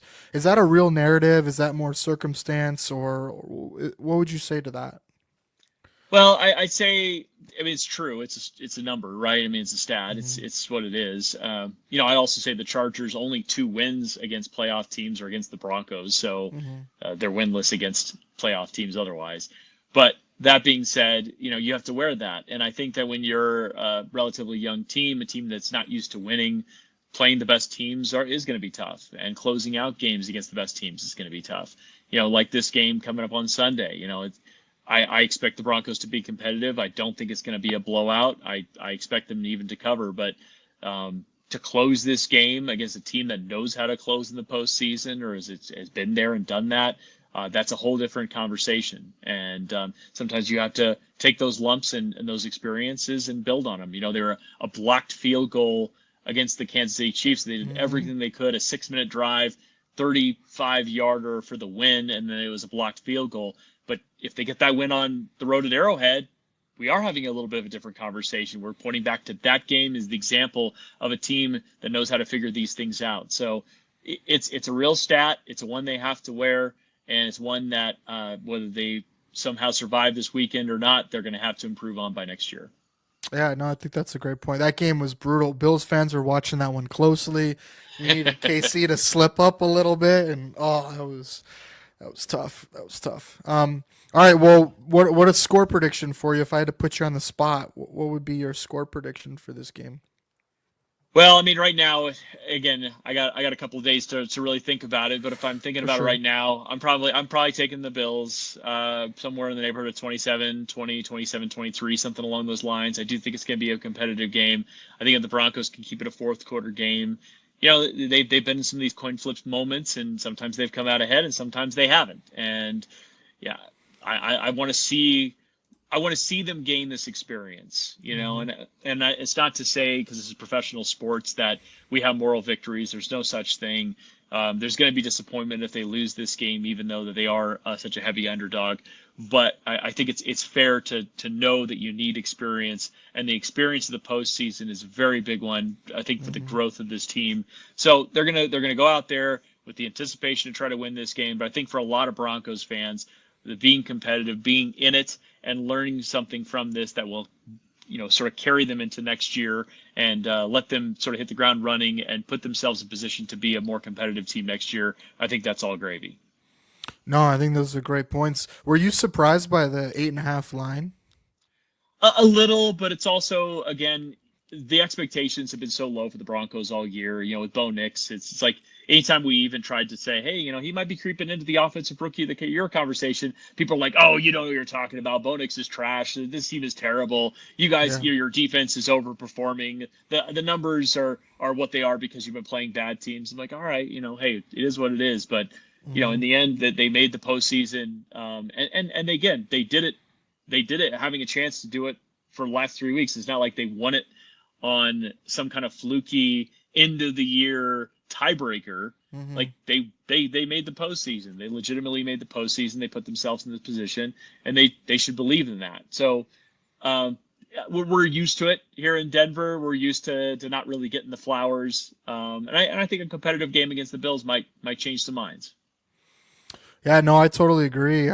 I feel like, especially that late slate, it's hard to knock them for that. I mean, it was what, Chargers, Cincinnati, and then the Chiefs. So that's a tough slate to end the season. So it was good to see them get the last one and get in. And hey, we play the games for a reason, right? Anything Right. can happen. The ball bounces funky ways, and it's a single elimination, as well. So one game, anything can happen.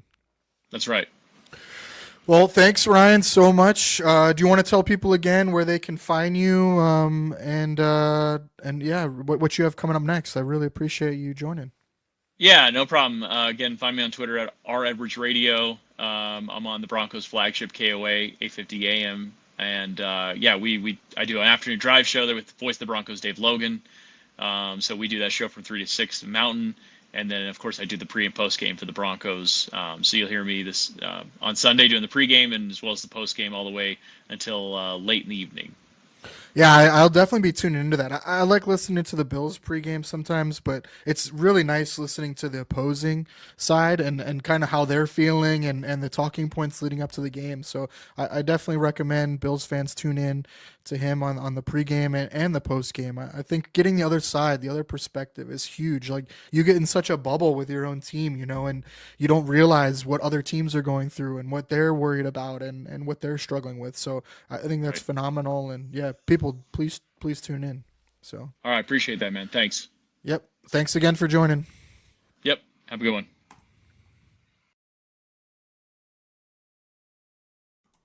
All right. Well, thanks again to Ryan, man. What a great guest. Really appreciate him hopping on with me. Next up, we'll do some player props I'm interested in, the blueprint to a Bills victory, and score prediction. But quick word from our network sponsors, and then we'll get right back into it.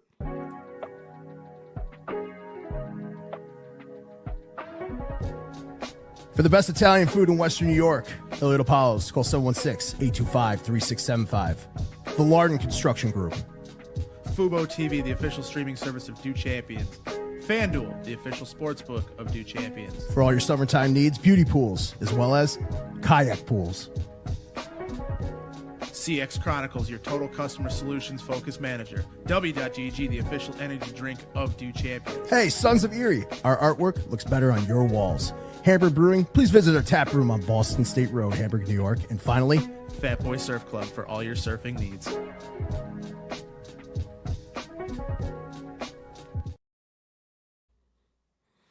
All right, thanks to all our network sponsors. All right, now get into some player props that I like for this game. There's tons of cool angles in this game. I think it's really fascinating defensive matchups against these offenses, and I think we're going to see a lot of running backs involved, some tight ends, and so there's some interesting numbers here. The quarterbacks using their legs. So Bo Nix over 5.5 rushing attempts is plus 108. I don't know how that's positive odds. I think he's definitely got a run. He's gone over 5.5 rushing attempts in 3 of the last 4 games. And you don't hold anything back now, in the playoffs. So I definitely think he's going to be scrambling around. And I look for Bo to get over 5.5 rushing attempts. Audric Estime over 5.5 rushing attempts as well is minus 120. He's gone over that in 3 straight games. And I think they're going to use him in this game. A little power rushing. The Bills have kind of struggled with that, with some 12 personnel and fullback and 13 personnel, and especially in the goal line and stuff like that. So I think Audric Estime is going to get his carries. I think he's going to get over 5.5. So I like that at minus 120. I like Marvin Mims over 3.5 receptions. I think if the Broncos are going to be competitive and they're going to win this game, they got to get Mims involved. The quick passing game stuff, the stuff behind the line of scrimmage on some of those wide receiver screens. I like I talked about with Ryan, I really like them using Mims on the jet motions. and that action, and then you could fake it to him and then throw it to him off that action, or even do a little pop pass. So I like Mims going over 3.5. Neffy likes Veli over receiving yards. Yeah, I thought about going with him. I think he's got a good shot at going over. They're just not consistent enough with him, so that's just what I worry about. But hey, you never know if they're going to somebody and it's not Sutton. It could be spread around. Veli's receiving yards is 26.5 for this game. I like Javonte Williams over 2.5 receptions in this game.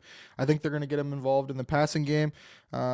His receiving yards is only 14.5, so I like him to go over that as well. He's gone over both of those in 2 of the last 3 games, and the Bills give up the most receptions and receiving yards to running backs. So I think you're going to see probably at least Javonte Williams and Jaleel McLaughlin used in the passing game, and even maybe Estime. But I think Peyton will be wise to use the running backs here in the passing game, and I like Javonte Williams to go over both of those lines.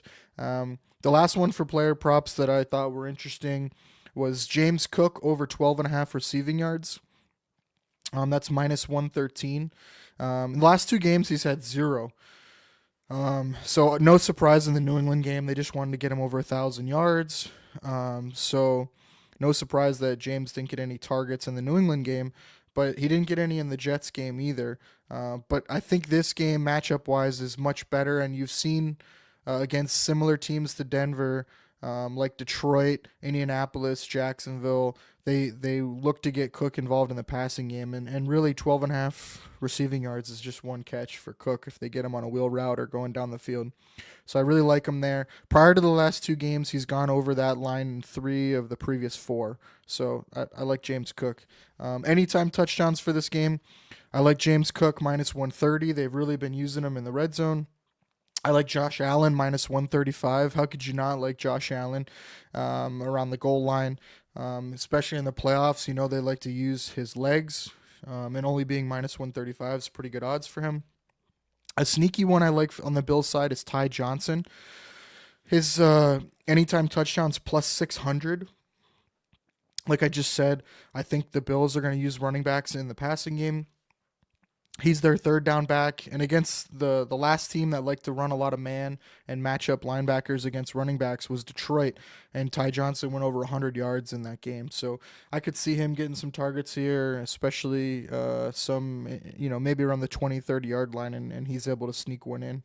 And then they also give him some carries. So, again, Ty Johnson anytime touchdown at plus 600 I think is too good odds to pass up.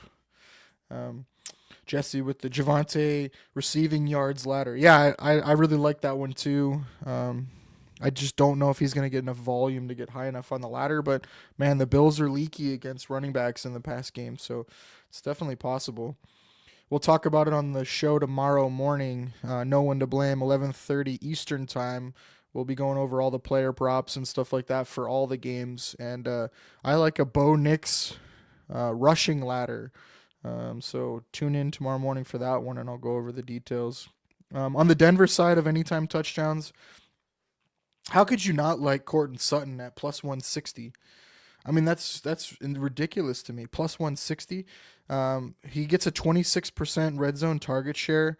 I think the Bills can lose guys in coverage in the red zone and in the end zone with the scramble drill a little bit. 50-50 balls can be troublesome against the Bills in the red zone, and so I like Sutton there plus 160. Those odds are just way too high for me. And then, like I talked about with Ryan, the Audric Estime plus 360. It's been bouncing back and forth. You might be able to find it over 400, but I really like that one. Denver likes to give him red zone carries, and those odds are just too high. The sneaky one on the Denver side is Nate Atkins. Their tight end. He actually gets a 20% red zone target share per route run, which is really crazy. So when he gets on the field, they look to him pretty often. His anytime touchdowns plus 1,700. I could totally see them line up in one of their big personnel packages and just sneaking him out. Bills losing track of him and him scoring. So plus 1,700 for Nate Atkins. We'll round out the player props. The the Bills' blueprint to victory for me, I think it's going to be a fast start. Score early, score touchdowns early. We talked about it with Ryan. Like the games the Bills have lost, they've gotten down early. They've gotten behind early, and the game scripts have just been bad. In the first three possessions, they've gone down by 2 scores, and you just can't do that, especially against a good defense like Denver. So I'm looking for the Bills to get out to a good start in this game on offense and score early and set the tone, and I think that'll go a long way. The other piece on offense for the Bills' blueprint to victory would be running backs heavily involved in the pass game, like we talked about. Give Josh some outlets, some easy yards. Denver likes to blitz a lot, and so you got to have the hot reads ready. And they did a really good job against Detroit, where they were using running backs flaring out and doing wheel routes in some of that. Some of those blitz situations. So I'm looking for that, and then I'm looking for Josh to be on the same page with Shakir and Kincaid, and who's he going to trust in this game, who's going to be hot, and making sure they're on the same page when Denver brings the blitz. On defense, you got to stop the run. You got to stop the run. Denver's not a good running team, but if you allow them to get the run going and then they can play action off of it, I think that's where Denver gets deadly. So you got to stop the run. No explosive plays in the running game. Force Denver to grind out drives. Don't give them anything easy. And then the other one on defense is have a plan on third down. Too often the Bills on third down have gotten too cute.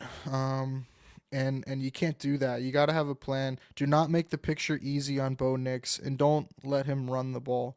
I think cover zero against Bo Nix on third down might be a mistake, and that makes it easy because then he just picks his hot read and he just throws it to him.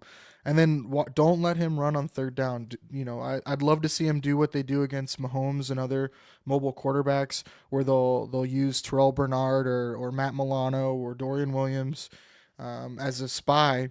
And as soon as he moves one way or the other, they essentially blitz and go after him. So I watch for that. I could see them doing that in this game. The other big one for me on defense, and the final one, is second down. Like, I think a lot of times the Bills will get a loss of down on first down, whether it's a tackle for no gain, a negative play, or even a penalty. They'll get into second and long, and they go into like this soft defense, and they play a shell, and they just want to get to third down. So they'll allow too many yards on second down. They'll allow easy completion, and instead of being 3rd and 10 or 12, they're in 3rd and 5 or 3rd and 4. And that makes it so much easier for a team. So I'd like to see them stay aggressive in this game on second down and force some of those third and longs where they have a way bigger menu on defense. All right, well, going after all that, score prediction for this game. I think whoever gets over 27 in this game is going to be the winner. And for me, it is really 30. I think the magic number is 30, but I think even 27 might be enough. So for me, I have the Bills winning this game 34-27. I think it's really hard to go into Buffalo, especially in the playoffs, and win.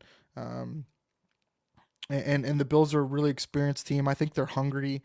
I think all the narratives as far as the lack of Pro Bowls and All Pros and the media and stuff like that, I think this is where the Bills thrive, when they can kind of feel like they're underdogs, counted out, even though they're not.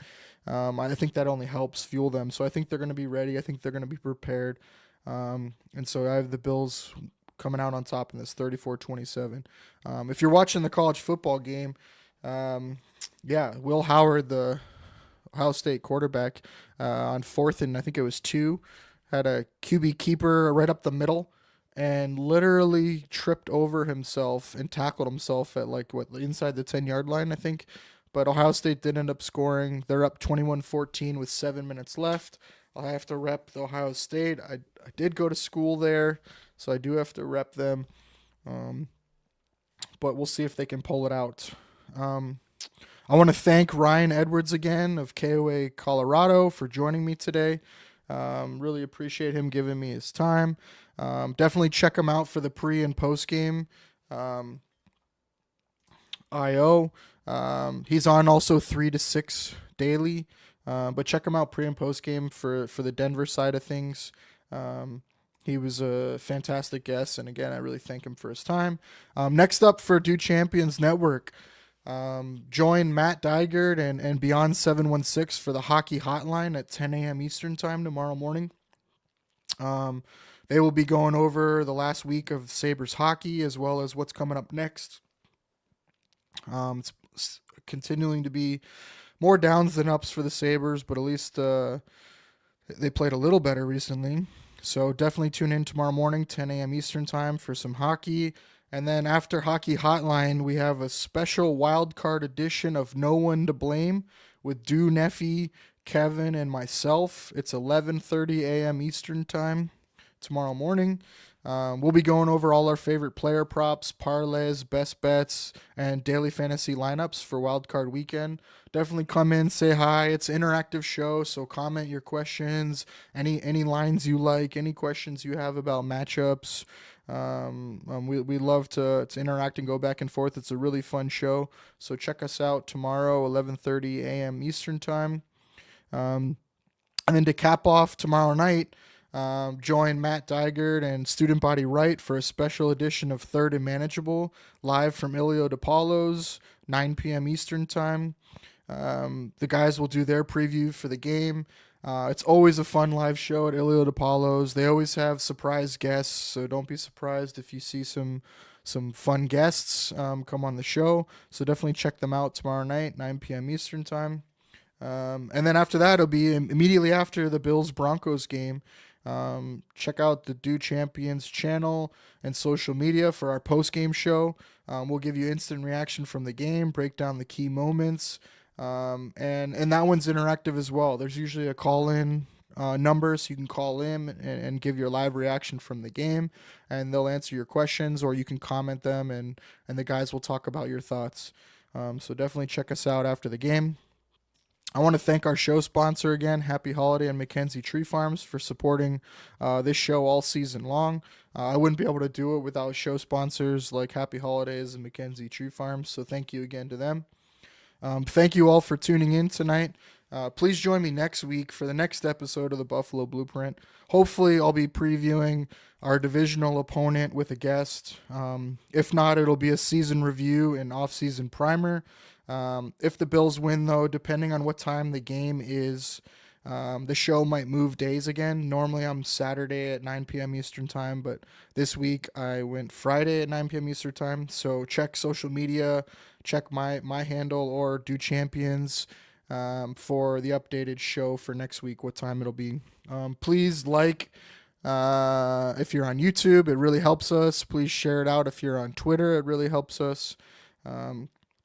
And subscribe to @Do Champions and myself @Jake FB Data. Really helps us out, and appreciate you guys all tuning in. I'm really excited for the game, and should be a great matchup. And yeah, we'll end it with that. Go Bills, and everyone have a good night. Come on, man. Only on Do Champion Network.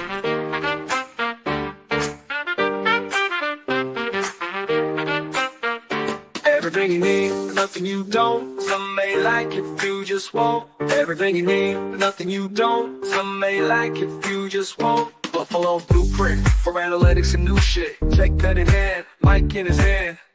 Welcome to the Buffalo Blueprint. Everything you need. Everything you need.